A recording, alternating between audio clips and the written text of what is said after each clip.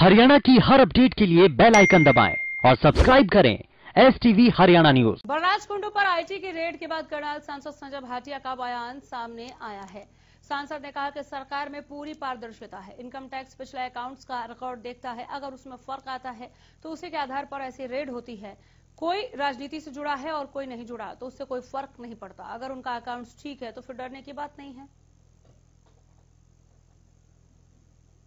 Income tax का अपना एक प्रोसेस है और आज इस सरकार के अंदर इतनी पारदर्शिता है, इनकम टैक्स डिपार्टमेंट फेसलेस हो चुका है। अगर इनकम टैक्स डिपार्टमेंट चाहे कि आज संजय भाटिया पे रेड करनी है या आज शमशेर नैन पे रेड करनी है, ये उनके हाथ में नहीं है। ये जब पिछला रिकॉर्ड, अकाउंट्स का रिकॉर्ड वो स्क्रूटनी करते हैं, उसमें देखते हैं, ऑडिट करते हैं, तो कहीं डिस्पैरिटी आती है, कहीं फर्क नजर आता है, तो उसी के ऊपर, उसी के आधार पर होती है।